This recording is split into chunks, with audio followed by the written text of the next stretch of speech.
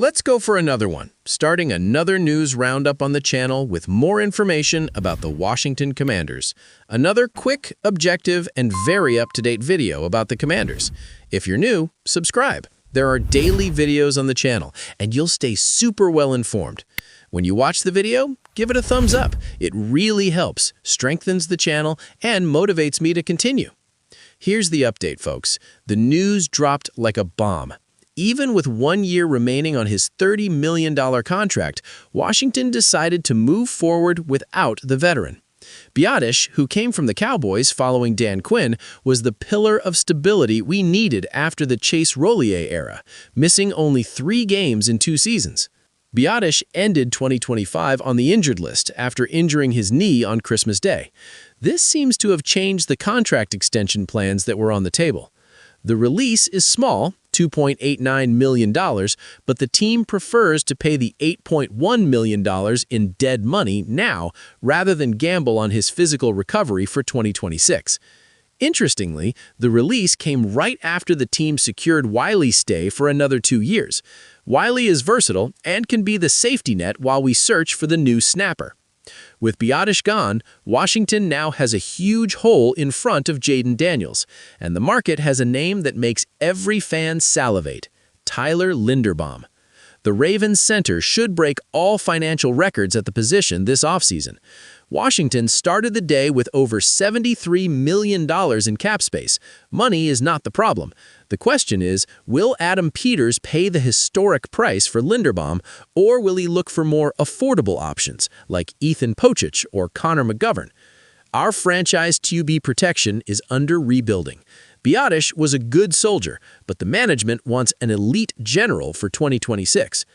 Next, do you think it was a mistake to release Tyler Biadasz coming off an injury, or do you trust that Adam Peters has a bigger plan to bring in Tyler Linderbaum and shield Jayden Daniels once and for all?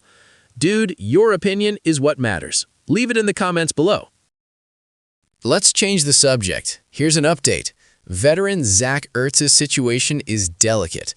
After suffering a torn ACL in Week 14 against the Vikings, many thought he was retiring.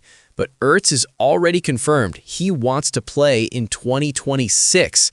Insider John Keim revealed the truth. Washington sees Ertz as the perfect plan B. His rehabilitation should last until the start of the season, September, and since his game has never depended on speed, but rather on intelligence and steady hands, the front office believes he can still be useful. He was Jayden's safe haven for the last 2 years, and that kind of chemistry can't be bought on the market. But make no mistake, the Commanders aren't going to sit around waiting for the veteran's knee.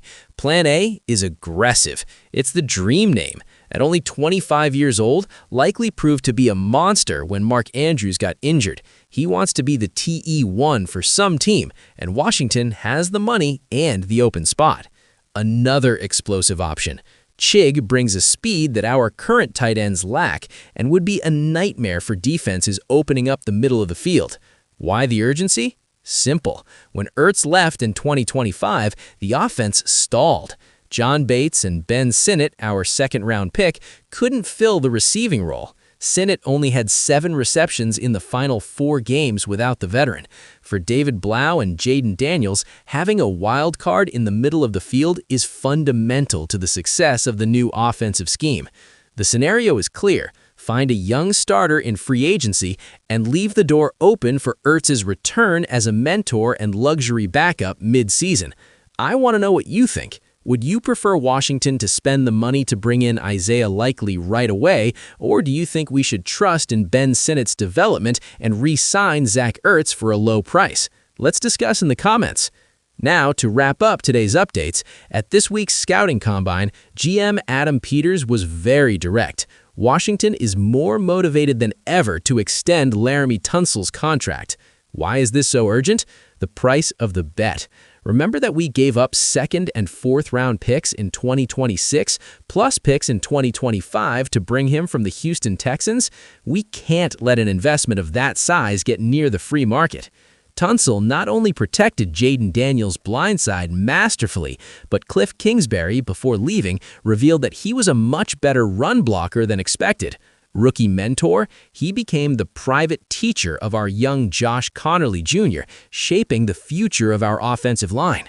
Currently, Tunsil's contract has a $24 million cap impact in 2026.